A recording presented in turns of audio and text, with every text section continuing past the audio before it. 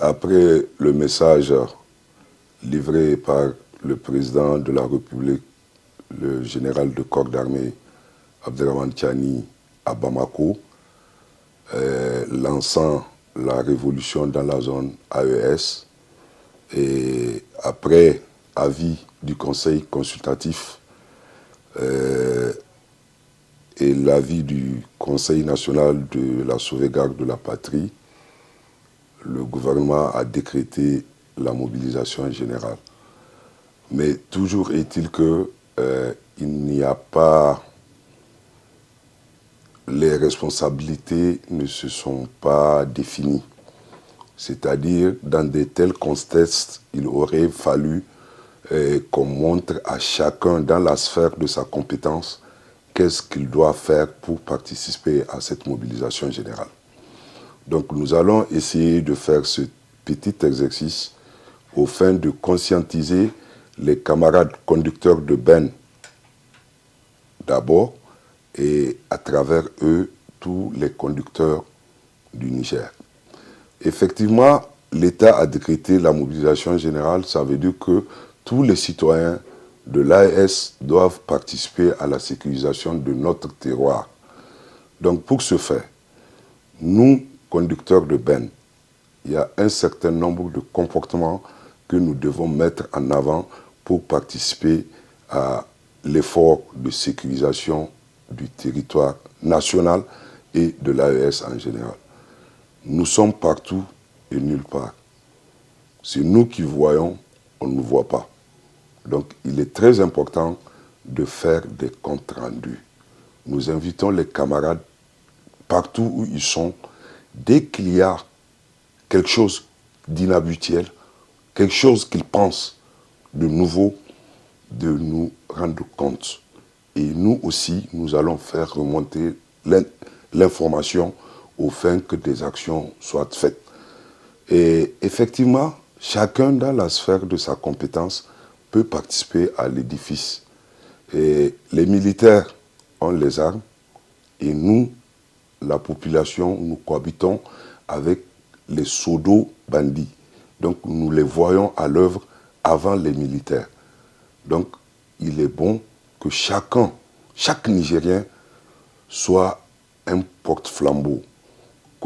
Dès qu'on voit quelque chose qui n'est pas commun, quelque chose qui est nouveau, de le signaler aux autorités compétentes pour que des mesures dissuasives soient prises au niveau qu'il faut.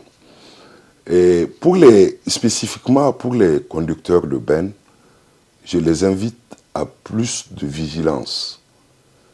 Nos véhicules ne sont pas destinés à prendre des passagers. Évitez de prendre des personnes sous prétexte qu'ils veulent des occasions. Souvent, c'est pour éviter au contrôle des FDS.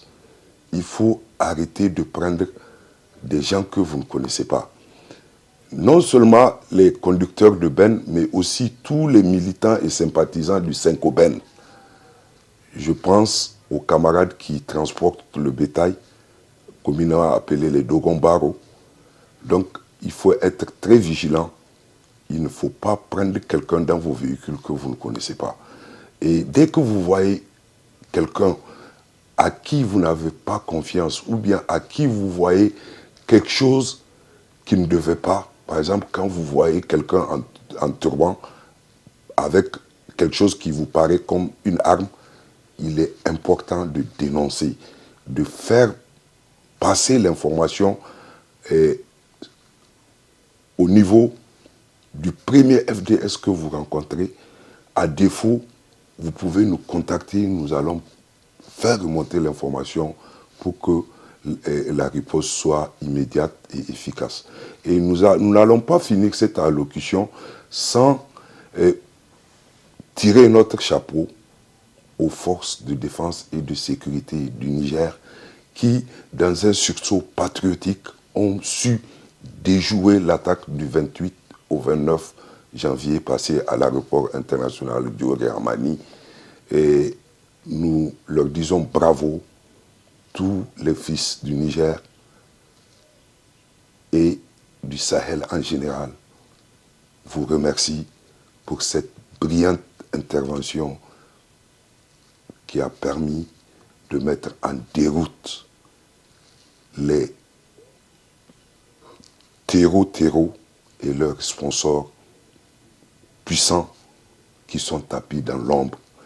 Et l'attaque de Niamey nous a permis de voir que tout le territoire du Niger n'est pas exempté d'une attaque. Donc pour cela, nous appelons tous les Nigériens à plus de vigilance et de cohérence dans nos actions. Et à notre union dépendra de la réussite de notre combat et la sécurité de nos populations pour que vive l'AES en avant pour la solidarité nationale.